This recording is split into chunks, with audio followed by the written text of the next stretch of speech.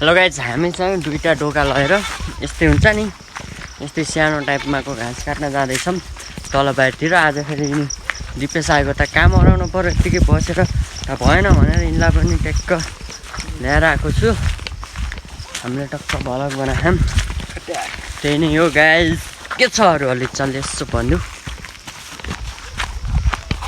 यस्तै छ गाइज, यस्तै हो। हामी अलि तलतिर आइम गर्दै घर त्यहाँ पछाडि छ नि, त्यो हाम्रो घर हो टक्क। ल हेर्नुहोस्, हामी छ नि घर। अनि त्यो अब हामी यस्तै तलतिर गइसकेपछि काट्ने ठाउँ आउँछ।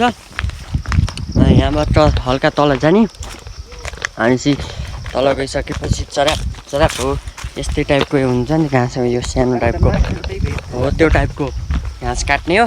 अनि चाहिँ यहाँ यो डोको, अनि चाहिँ तिनले ल्याखान त्यो डोको भोरेर, अनि चाहिँ यसरी यो अहिले त हल्को भएर यस्तो गरेको यस्तरी बोकेर पारेर ल्याएर आउने हो। टाइम लाग्छ। अब हामी आयौँ, लगभग आयौँ।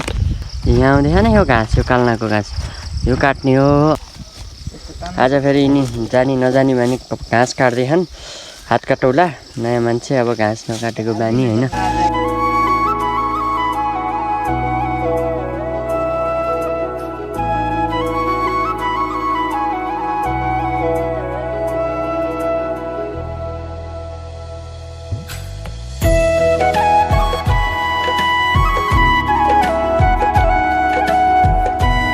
यहाँ त्यति घाँस काट्यो, अझै यो डोको भर्न। यहाँ चाहिँ घाँस कम रहेछ। अब यहाँ त देखिन्छ नि, हो त्यो तलको साइडमा गएर हामीले काट्छौँ। फेरि काट्नु पऱ्यो नि त गाइज। बाइ।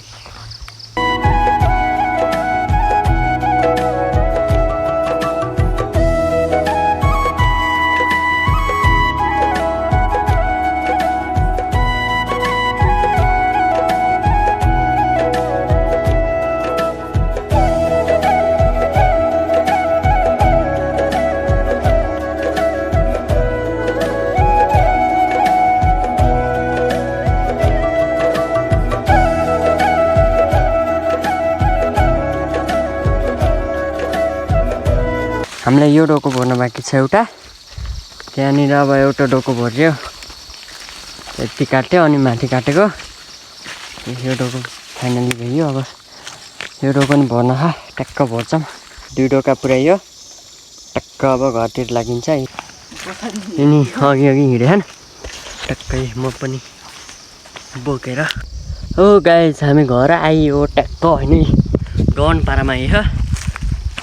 यिनले पनि बोकेछन्, मैले पनि बोकेँ। दुई डोका ल्यायो भैँसीलाई टक्क भोलिको लागि अझै राखिसकेपछि भोलि पानी आउँदा उर्दा सजिलो हुन्छ नि।